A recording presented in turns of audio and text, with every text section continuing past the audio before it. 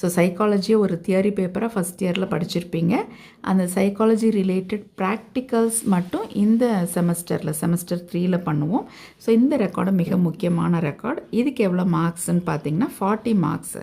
So இதில் என்னென்னலாம் பண்ணணும் அப்படின்னா 2 விதமான டெஸ்ட்டுகள் இருக்குது. ஒன்று வந்து எக்ஸ்பிரிமெண்ட்ஸாக செஞ்சு ஸ்கோர் எடுத்து அதுக்கு இன்ஃபரன்ஸ் எழுதுறது. இன்னொன்று வந்து பேப்பர் பென்சில் டெஸ்ட்டுன்னு பேர். ஸோ இந்த சைக்காலஜி எக்ஸ்பிரிமெண்ட்ஸில் மொத்தம் 8 டெஸ்ட்டு கொடுத்துருக்காங்க. அதே மாதிரி இந்த பேப்பர் பென்சில் டெஸ்ட் சைக்காலஜிக்கல் டெஸ்ட்டில் 8 கொடுத்துருக்காங்க யூனிவர்சிட்டியோட கரிக்குலமில். அதில் நம்ம ஏதாவது எக்ஸ்பிரிமெண்ட் 5 பேப்பர் பென்சில் டெஸ்ட் 5 செஞ்சால் போதும். அது என்னென்ன அப்படின்னு பார்த்தீங்கன்னா சைக்காலஜி எக்ஸ்பிரிமெண்ட்டு என்னென்னா ஒன்று வந்து டெஸ்ட் ஆஃப் க்ரியேட்டிவிட்டிக்குள்ளே டெஸ்ட்டு செய்கிறது, எக்ஸ்பிரிமெண்ட் கண்டக்ட் பண்ணுறது. அடுத்தது செகண்ட் வந்து தீமேட்டிக் அப்பர்செப்ஷன் டெஸ்ட், TATன்னு சொல்லுவோம். அதுக்கு அடுத்தது 3வது வந்து ஸ்பேன் ஆஃப் அட்டென்ஷன், டாச்சிஸ்டோஸ்கோப். 4வது வந்து முல்லர் லேயர் இல்யூஷன். 5வது மிரர் டிராயிங்.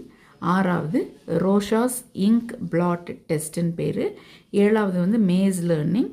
8 வந்து மெமரி ட்ரம். ஸோ இந்த 8ல் ஏதாவது 5 நம்ம எக்ஸ்பிரிமெண்ட் கண்டக்ட் பண்ணி ஸ்கோர்ஸ் எடுத்து கேல்குலேஷன் போட்டுட்டு இன்ஃபரன்ஸ் எழுதுறது. ஏதாவது 5 மட்டும் பண்ணினா போதும். அதே மாதிரி பேப்பர் பென்சில் டெஸ்ட்டில் அதாவது சைக்காலஜிக்கல் டெஸ்ட்டில் பார்த்திங்கன்னா 8 கொடுத்துருக்காங்க. அதில் நம்ம 5 மட்டும் பண்ணினா போதும். 1 வந்து அட்ஜஸ்ட்மெண்ட், 2வது டீச்சிங் காம்பிடன்சி, 3வது லீடர்ஷிப், 4வது ஆர்கனைசேஷனல் கிளைமேட், 5வது இன்டெலிஜென்ஸ், 6வது செல்ஃப் கான்செப்ட், 7வது லைஃப் ஸ்கில்ஸ், 8வது வேல்யூ.